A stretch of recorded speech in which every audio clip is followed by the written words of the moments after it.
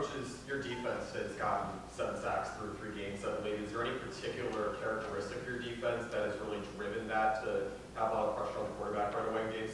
We missed a couple sacks. I wish we'd have more at this point.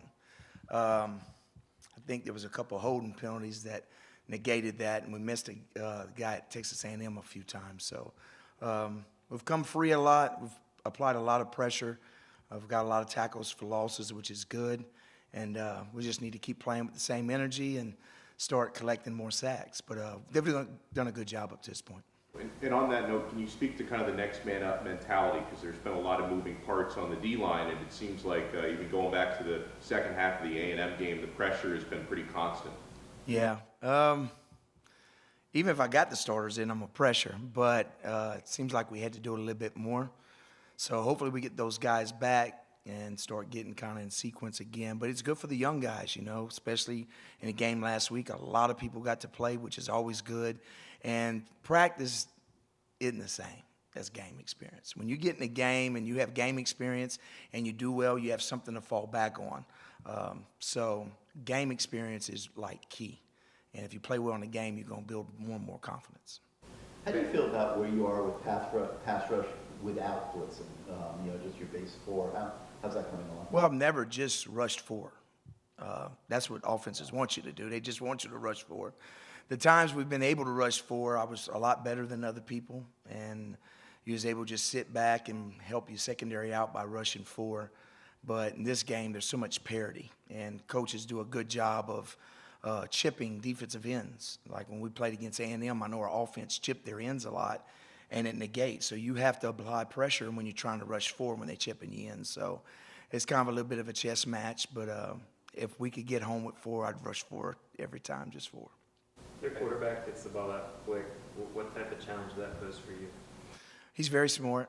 He knows what to do with the ball, gets it out fast.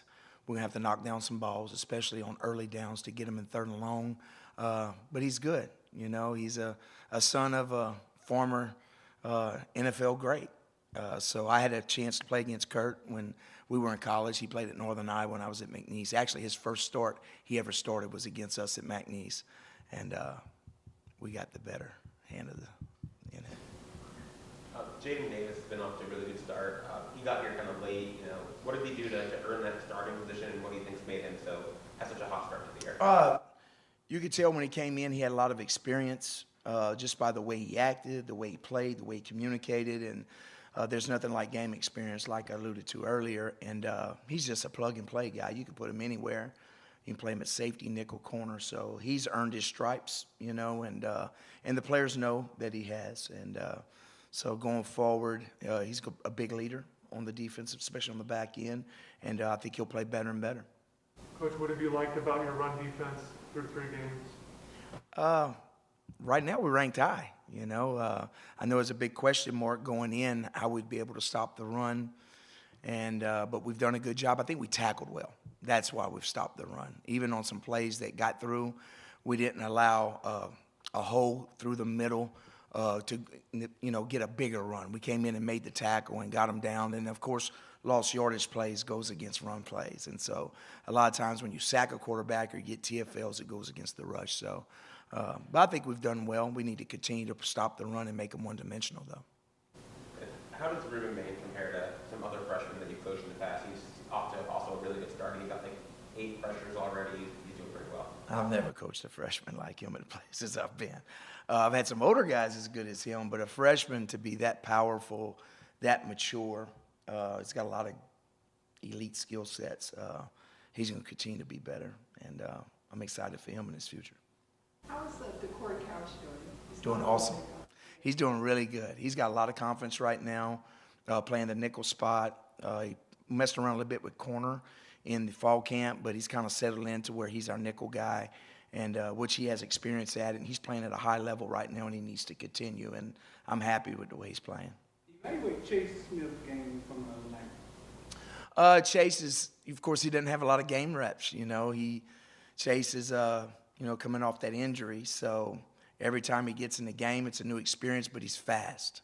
And he sees things, and he triggers, and he's got a bright future. The more he plays, the better he's going to get. I would bet probably on the back end of the season, he would probably be in the game in a lot more meaningful reps. But if he stays healthy, that guy's got a chance to be a really, really good one.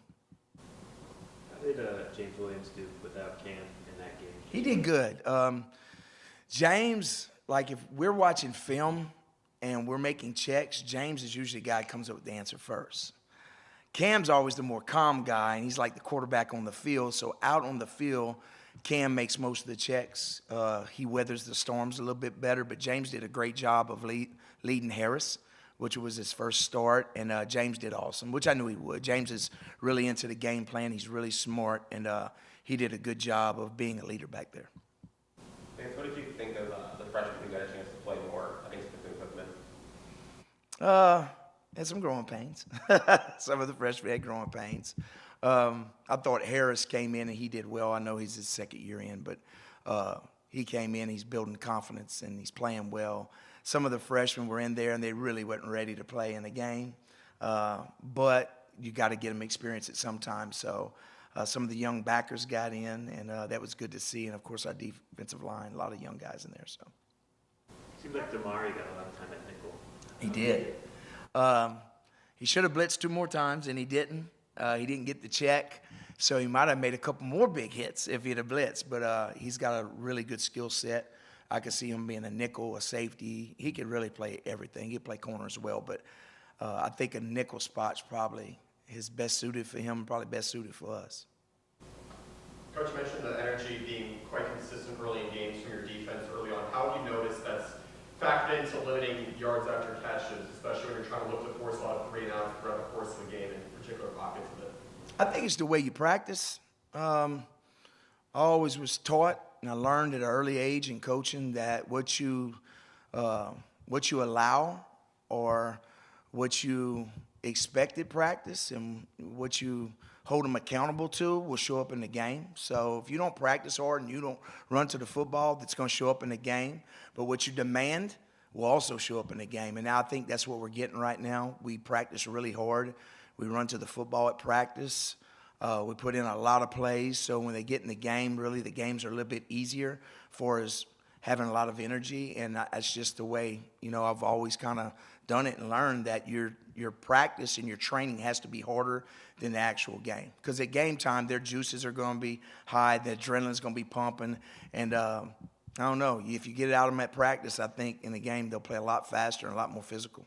Is there anyone in particular on the defense, maybe James or Candy and someone else who has stood out to you as someone who can orchestrate that consistently at practice when no one's watching? No, I think the coaches do it. The coaches demand it because it gets hot out there, right? So the coaches have to do a good job of demanding it. But the same leaders as always, Cam, Kiko, Mesador when he was healthy, of course.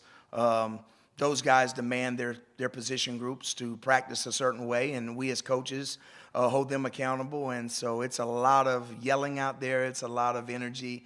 And on game night, it's a lot easier. Is Josh Horton getting any closer to being able to help you in meaningful moments as the season goes on?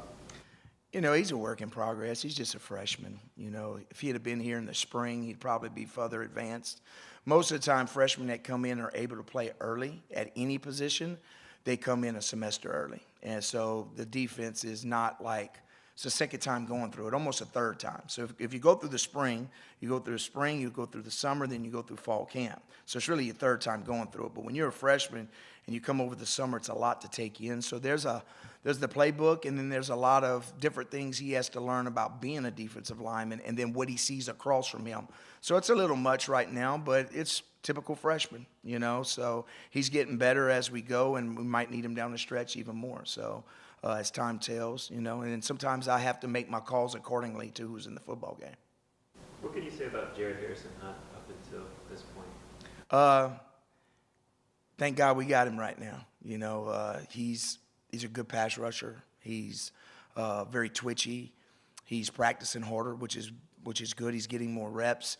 And I think this next game and going forward, he's going to start playing better and better and better. You could tell that he's a lot healthier than he was. So I'm excited about him. Have you noticed Brenton Dean's leadership carrying over after he came in from Purdue? I know it's only been 3 games, but as you're looking for that aggressive front 7, you have freshmen that you mentioned with Horton. What do you feel like stands out to you about Dean's leadership? It's the way he works. He doesn't say a lot, We don't have a lot of talkers on defense. We have a lot of coaches that do a lot of talking, but we don't have a lot of guys that are outspoken. But he's one of the bell cows for sure. He's a guy that gives a lot of great effort. He's kind of the leader of that defensive line room, him and Mesidor. And just excited that he's here, and he's going to probably have a great season. Which coaches do the most talking? Whew. Starts with me, but Nicholson. He's loud, man. He's loud. Coach Adai, it just depends. Coach Adai, you'll hear him when things aren't going well, but he's getting better at celebrating too. And then JT, you know, Coach Taylor, he's up and down, and then the big man, you know, Big Joe. So everybody has energy, but D-Nick is so loud. He's the only one that I hear over everybody. Are you seeing much separation at all between KJ and Wesley at this point? Not really, no. Certain ones do certain things well. Wesley's making bigger plays. You know, he's flashing more. KJ's probably grading out a little bit higher, more consistent on the average play. So we're going to need those guys. Flag played well last game, which is really good. And K4 was a little dinged up with an ankle, but he's starting to get healthier. So we need all those guys, and they're kind of all in the same pod right now, which is good, you know. So.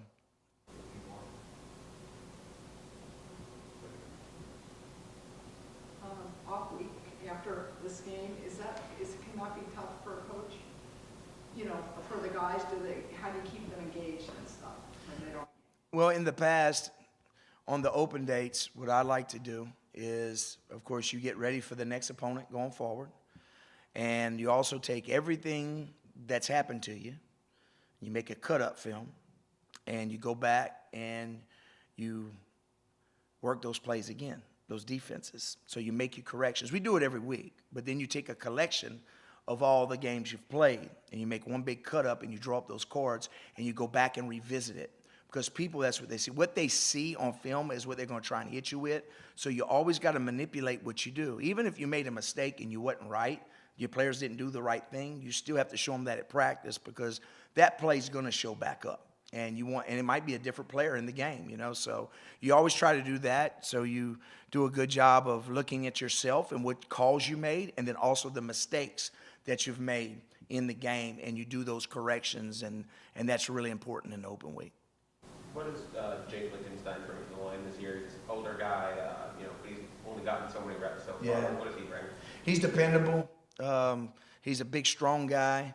He's a little bit limited on reps right now, but he's getting healthier, which is good. And so he's a guy that never messes up. Like, he's going to be where he's supposed to be.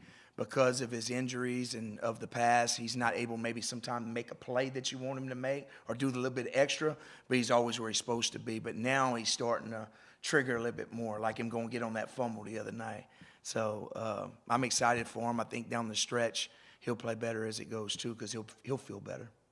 How much are you intent on getting? Obviously, you want more turnovers to get more takeaways, like you're talking about Jake and stuff. How much does that get? Turnovers is a funny thing, you know. So, I mean, you could work turnover circuits and all that, but they usually come in groups. You know, you'll get a pick, and then boom, boom, boom, you start rolling, you get fumbles. You can just always, you know, you always practice with takeaways at practice, stripping the ball out and all that. Most of ours is on the fumbles is putting our hat on the football. Kiko's the other night, 22, so it really wasn't a strip. It was what we call biting the ball. They put their hat on the ball. And interceptions a lot of times comes from pass rush, not necessarily beating the receiver to a route, but the pass rush causes it. So I don't know how to. If I could answer that and really be able to sell that, I could make a lot of money, because everybody wants that. Some years we've had a lot of turnovers, and others have been slight, and you just don't know. You just got to take them when they come, and that's all you can do. Thanks, Coach. Thank you.